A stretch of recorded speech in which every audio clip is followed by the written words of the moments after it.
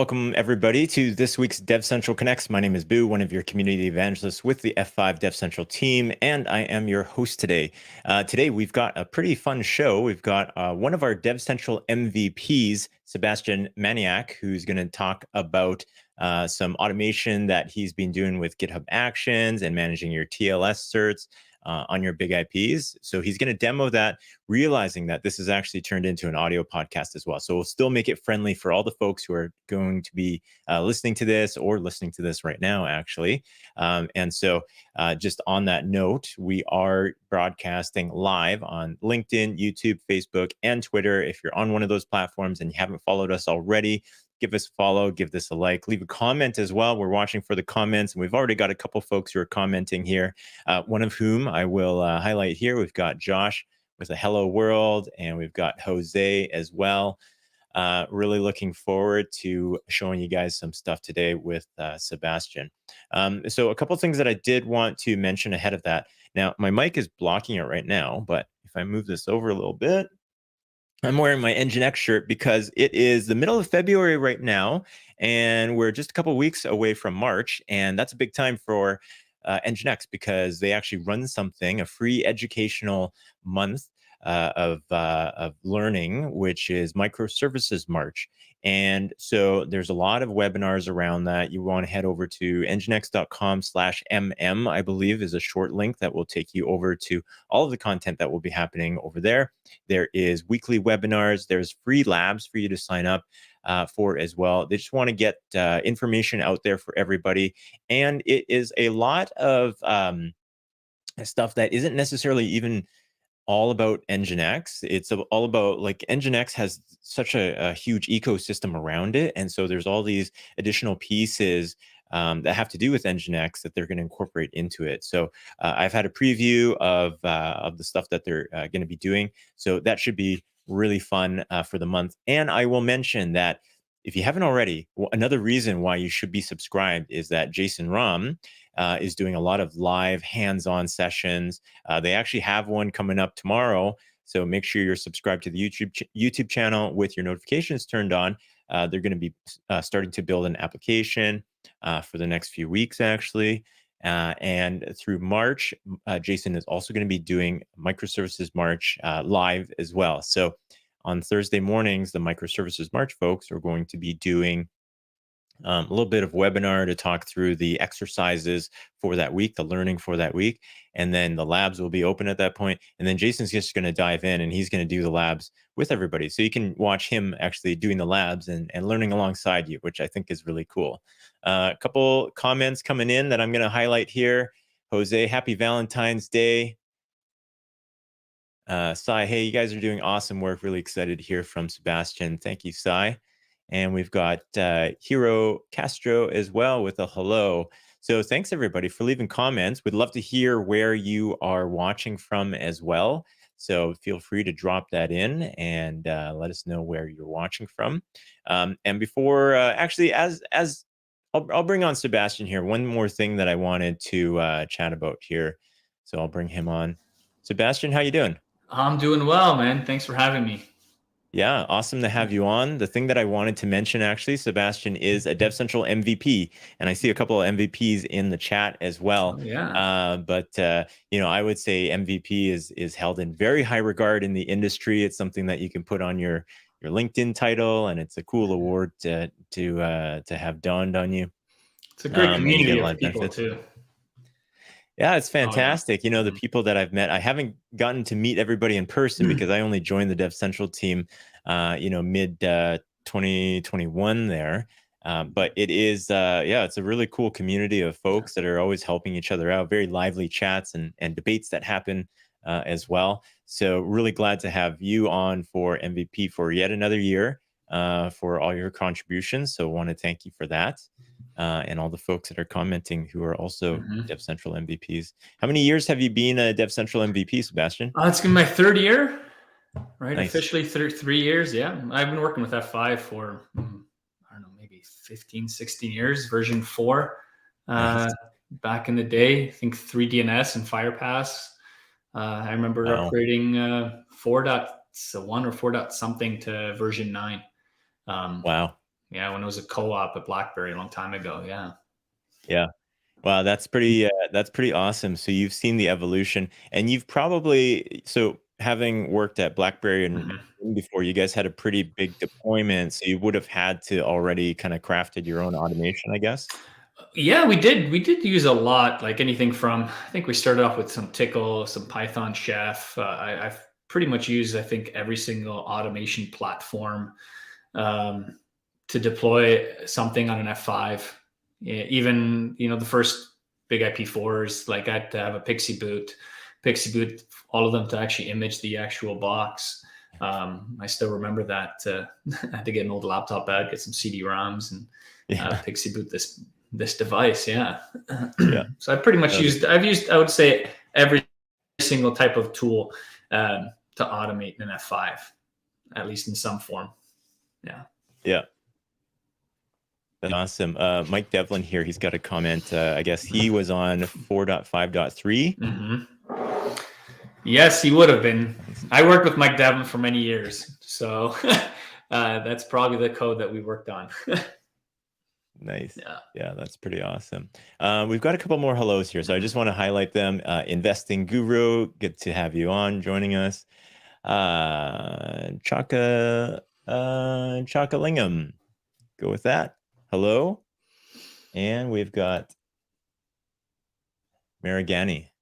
Thank you for joining. And Josh's comment here, 9.4.8 was the first one for him. I was a version 9 person when I first got introduced as well to F5 by Patrick Oswalt, actually, longtime F5er.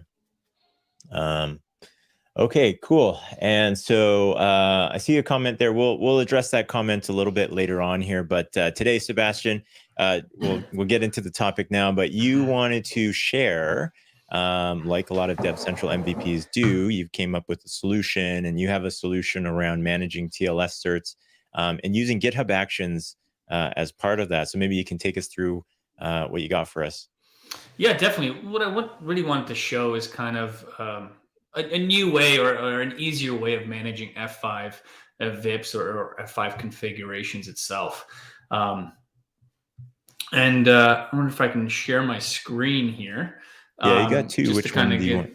Just go right into the slides one. That'd be great.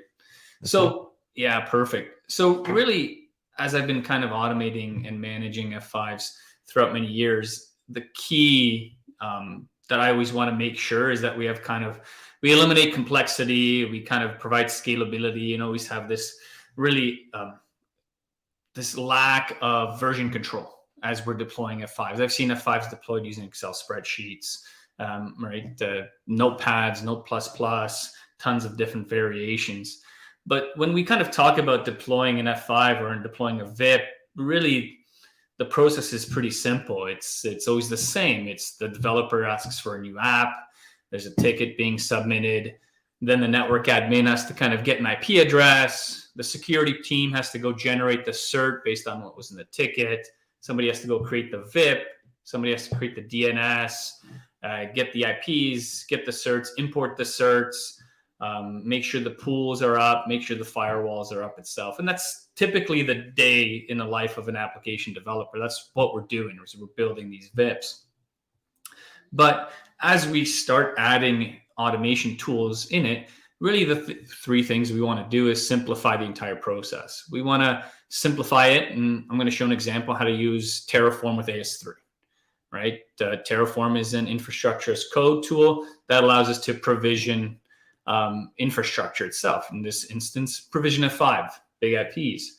To get certs and automate the cert process, I'm going to be using HashiCorp Vault. Vault has a PKI engine that can generate certs for us. So we can do that automatically. And the final thing is having this kind of self-service, a self-service really portal that not only a developer, an engineer, or a platform engineer, they can use this tool to be able to provision things automatically based on a set of rules or policies that have been kind of defined by the networking team or the team that manages the load balancers itself. And really what I'm going to kind of go through is that when a developer creates a ticket, instead of logging into an F5, instead of asking for more requests, they just open up a new branch inside their GitHub repo, update a specific module, push that code out, and GitHub Actions, Terraform is going to make sure it's going to validate all the processes, policies, and then it's going to deploy that configuration based on this code. So we're really kind of enforcing that whole deployment to be infrastructure as code itself. So why don't I kind of jump into my screen share here, if you don't mind? Okay. I'm not sure if anybody has any questions or... Yeah, feel free, everyone, to drop questions into the chat as we go along. So from my example, kind of from the demo that I'm going to show you here today, really it's pretty simple what we have. Let me just log back into my F5 in here. Oops. And of course, my F5, my box just died. Only makes sense. Oh, let me just plug that in. Perfect. That device dies. So as that boots up, what I'm going to show you is how this kind of works itself. Sure. Really, we have our GitHub repo. So in here, I have a GitHub repo called F5 Terraform non-prod apps. So all my applications are actually hosted inside here. If I look at my other repos in here, for example, I have another repo called F5 Terraform non-prod. And this actually builds my entire infrastructure. So I have two components. One builds the entire infrastructure of this F5 with infrastructure as code. And two builds my applications. So I keep them separate in a sense. For this, it's pretty simple. I'm using a simple module called infrastructure. And under infrastructure, I'm using the declarative onboarding to deploy the configuration. So I have a declarative onboarding template. Then I have a set of variables on what I'm going to apply. Then inside of my code, I'm actually going to specify this template's going to have my host name, my DNS, my NTP server, my guest password, all this information from a networking perspective, what I want. And so once I deploy this, right, this will manage the actual physical device or virtual device in it. So when we want to manage actual instances of the app, right, we have our virtual server configuration in here.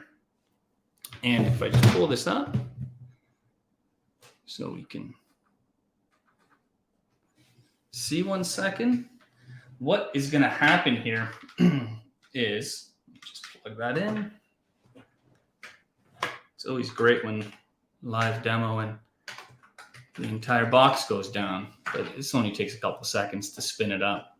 Yeah. At the same time here, just going to, I've got to squint a bit, but I'm looking for the GitHub repo that you've got, github.com/maniac-academy. That's right. Yeah.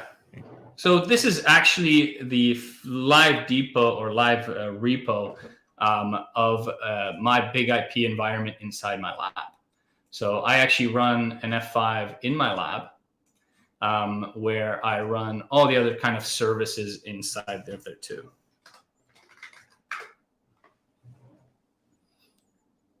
So as the F5 is spinning up, so inside of this code, what you actually see is a simple file called virtualservers.tf. And that file itself is going to allow me to create any type of module or configurations that I really want. So let me just jump back in here. And really the neat part about this is not only am I having everything kept inside of kind of this infrastructure as code, but it kind of makes it simple. So if I look at my existing configurations on my F5, I have a module that I'm just calling webfront main, and I have a set of information, the tenant, what's the tenant, maybe the fully qualified domain name, what kind of AS3 template, the VIP address, pool members, the type of monitor.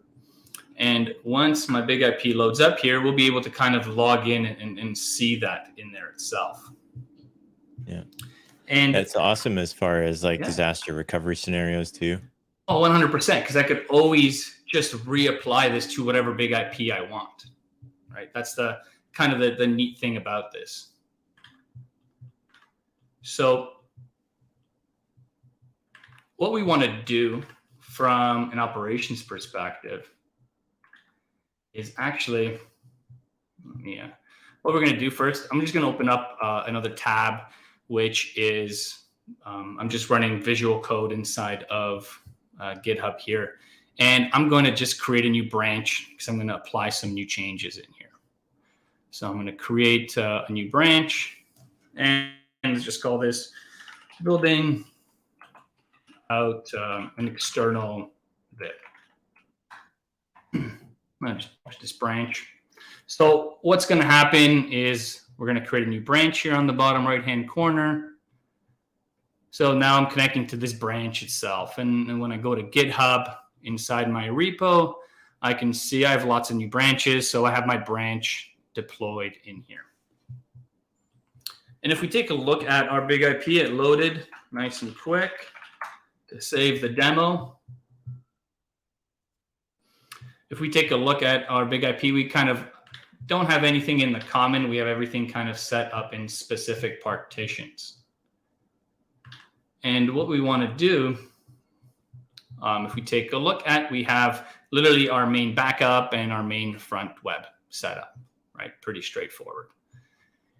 If we go back into our code, and the things we want to do is we want to build a new app, and maybe we want to use the same template, right? So I'm going to create a new file called external load balancer.terraform. And just for this example, I'm going to kind of copy and paste this module because really I'm just using a module in here. I'm going to call this external load balancer as my module name. I'm going to reference, I actually have a Terraform registry available that anybody can download. I'm just going to call this external, and we'll give it a fully qualified domain name of external.maniac.academy. I'm going to specify one of my templates. So I have a set of templates already built in here. If we take a look at the HTTPS template, this is all based on AS3. It builds pools, it builds profiles, persistent sessions, TCP profiles, kind of all the custom things that we want to do, and the SSL profiles along with it itself. Let me go back into here. So I'm going to save this. I'm going to give this a new VIP address, maybe 220, whatever. And I'm going to add a new pool member. So let me 16100.3. Perfect. I can specify different health monitors, different backend pools, whatever I want. The most important part in here is that I'm specifying what my Vault backend is and what's the actual KPI name. So if I log into Vault, which is a secrets management tool, I have an actual PKI engine that generates the certs for me. So I have one, I created a role, just maniac.academy. And I already have a bunch of certificates already generated here from the past. And these certificates have the name, have an expiry date, automatically deployed onto them. So I'm not doing anything from a Vault perspective because I already have all my policies and profiles set up.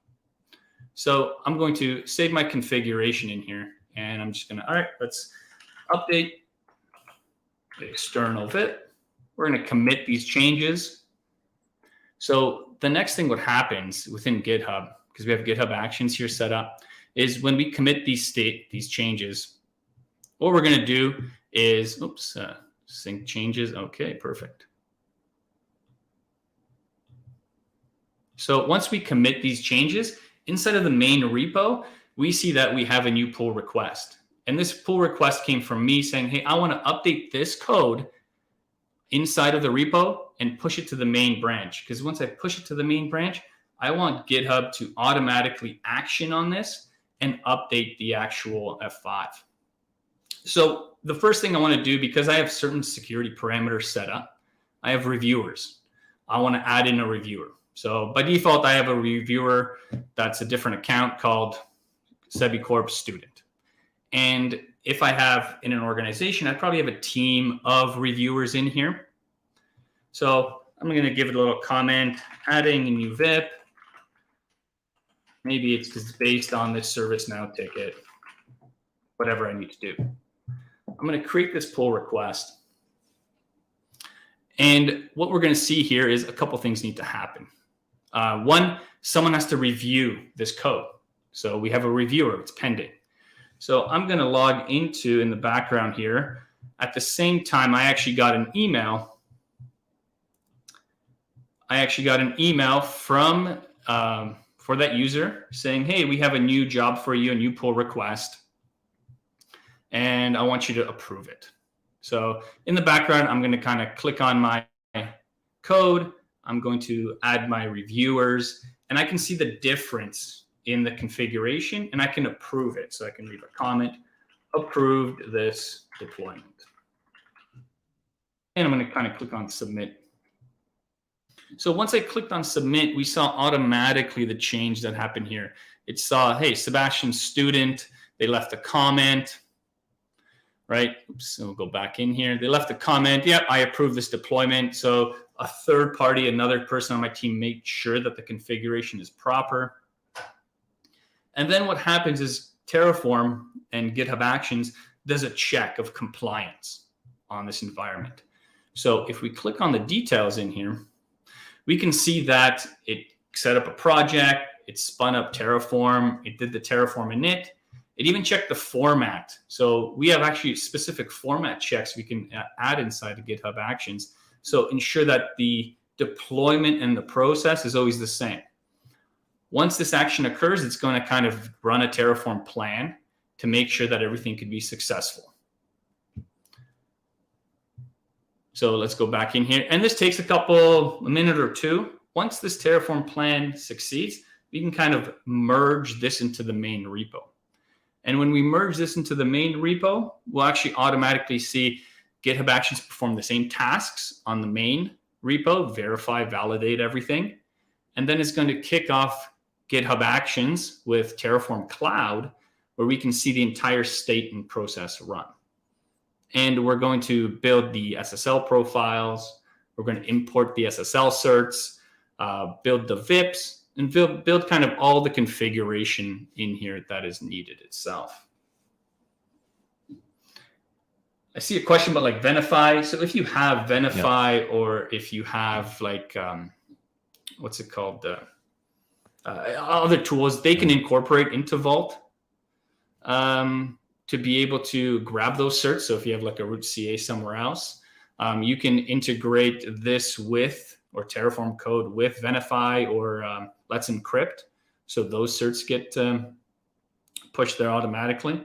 And it kind of helps you in that case, right? So in this instance, I'm using Vault, but Vault can be configured to grab certs from Venafi or work together with Venafi to be able to pass those certs itself. Cool. All right. So this does take a couple minutes, maybe like a minute or two, to run the plan. And once the plan is kind of complete, what happens is that when we run our configuration in the state, so we can see that the plan is queued. So for example, if we take a look at our settings in here, I'm just going to take a look at my agent. Oh, my agent aired out here. So what will happen is inside of this configuration, we go to runs. And I'm just going to click on the existing one just from a time perspective.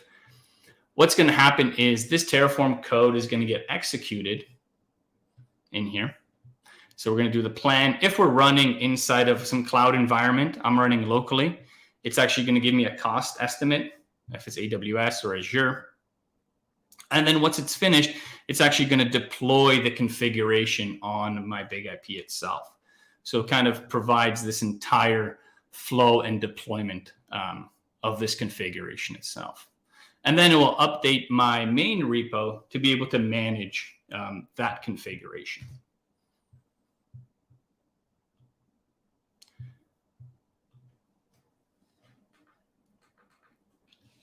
So I'm just curious, anybody else had any kind of questions in here? And yeah, feel free to drop questions in the chat, folks. It's pretty neat. One thing I'm noticing here too is that you're using like totally hosted solutions. Like there's not a whole lot that's actually installed on your machine. You can do this from, I mean, GitHub Actions is exactly, hosted, VS Code hosted, Terraform's hosted.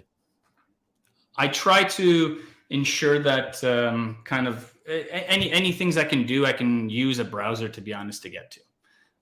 That is kind of the end goal for me, and I'm using GitHub Actions. I'm running in this instance code spaces, but what you could also do is, if, for example, you have your GitHub repo here, if you change the .com to .dev, it will actually open up a web editor for you of that specific repo. So, and all I did was change the .com to .dev, and it opened up literally visual code inside of a browser for me, as you can see right now. Yeah, it's slick. One more question here. Vault is still under evaluation. So we store certs and keys in Venafi. Is it possible to pull certs and keys directly from Venafi into Terraform? Correct, it is, yeah. You can pull certs from Venafi if you want to. You can pull certs from anywhere. In this instance, I'm just pulling them from Vault. But really what I'm doing in here is I have a Terraform module that just connects to Vault. You can use a Terraform module to connect to Venafi or another tool to be able to do that same deployment itself. Nice. I'm just looking here. There looks to be, I'll post a link for what I think I've found as the Venafi provider. Yeah.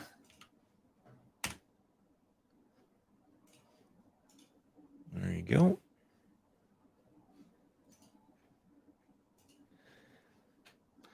And really, this kind of just allows me to kind of have everything in one location, especially the dev stuff. I love using the dev stuff itself.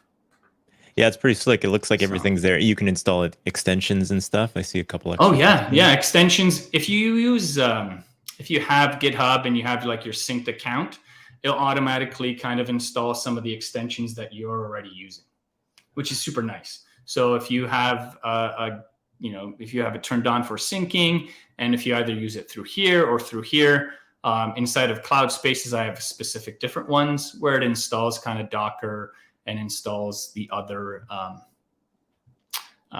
extensions for me. Nice.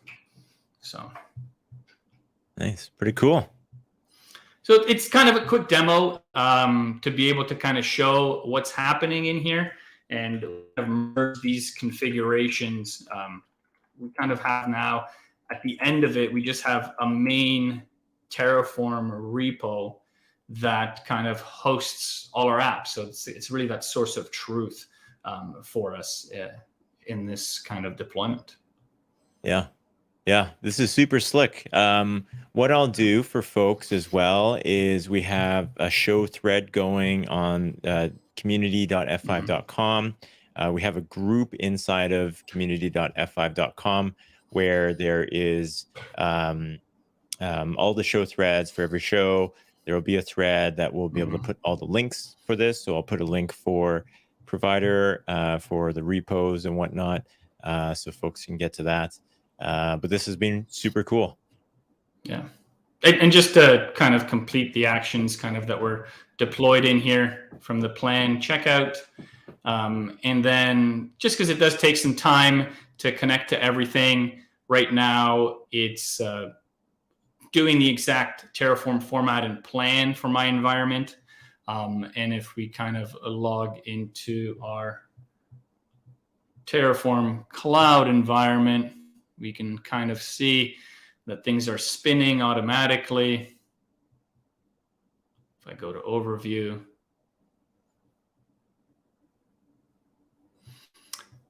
runs, we can see that run to not only validate my code, but that run to apply what's inside my main repo is running in here.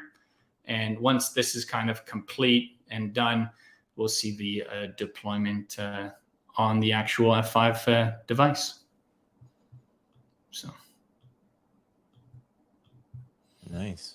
I got another question here. I think this one will come down to just changing your code as the certificates expire and get renewed. Would that be the case, Sebastian? So yeah, so you can do two things. So if your certs are expiring, what you can do is you can run what we have is a Vault agent or at least from HashiCorp Vault perspective.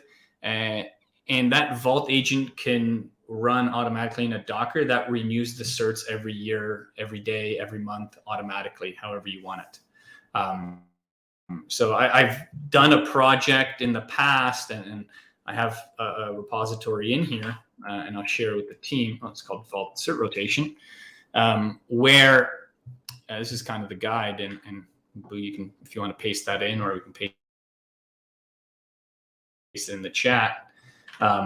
This portion of the code will actually automatically use an AS3 template and automatically provision or renew a cert automatically on an F5. And where it does it on the F5, it actually, I don't have it in this environment, but it actually saves it inside of a shared common partition where you can share the certs across the environments, or a specific one that you kind of want to pick. Nice. Perfect. I have thrown that repo into the chat as well for people to grab. Fantastic. Cool. I guess from here, for folks who might have questions, where should they get a hold of you, Sebastian? Yeah, so if you have any questions, I'm usually live on LinkedIn a lot on my LinkedIn page. So feel free to, check me out on LinkedIn, on sebastianmagnac.com, or Twitter. I'm not as active there, but everything literally I paste off LinkedIn goes to Twitter. So, and of course the F5 DevCentral forum, I'm there a lot, helping people answer questions if anybody has anything. Yeah, fantastic. On the show thread there, you are tagged on that. So if anybody were to ask questions, if you're not a member already, head over to community.f5.com, sign up on there, head over to the groups. There's a show thread under DevCentral Connects, and you can add to that thread if you have any questions. All the links for the repos will be on there as well. Yeah, very cool. So for I know another question's come in. We've kind of hit the time here. So from here, it's been a great demo. I know we were kind of waiting for a couple of things to pop through there, but what we'll do is we'll let folks explore the repo, and then you can test it on your own big IPs, I think, and watch this all go through. That's right. Yeah. I think, yeah. And I think this might actually be cool to do something, a little bit of a collaboration with Jason sometime, and work on some of the things that he's doing and integrate these tools. So it's been great having you on, Sebastian. Yeah, perfect. I appreciate it. And feel free to grab the code and play around for sure. Yeah, fantastic. All right. So I'm going to pull you off of here, and we are just going to go through a couple things, but thanks a lot for joining me today. Alrighty, thanks, Sebastian. So just wrapping up here, a couple more things that I wanted to mention. I have mentioned it already, but YouTube, Facebook, LinkedIn, and Twitter, we are streaming to right now. If you have not followed us on one of those platforms, you're only just discovering us, make sure you give us a follow on there. Make sure you subscribe, leave a comment, leave a review if you're listening to us via podcast right now, Apple, Google, and Spotify. We can be found on there. Otherwise, stay tuned. Make sure you're subscribed so that you can see the things that Jason is up to, as far as all the live coding sessions that he's been doing. He's got one coming up tomorrow. If you're watching this live right now, he has one coming up tomorrow along with Aubrey. Just to mention all the stuff that Aubrey's working on right now as far as this month in security, and getting out there and chatting with a lot of security folks. You want to tune in for that as well. Otherwise, thank you very much, everybody, for tuning in today, and we will see you on the next one. Well, thanks for checking out that video. If you have any questions, leave a comment down below. While you're down there, hit the like button and subscribe if you haven't already. You might want to check out one of these videos over here. And if you haven't already, go check out community.f5.com. This is where all the DevCentral Connects hosts hang out, as well as the rest of the community. It's free to sign up, and we'll see you there.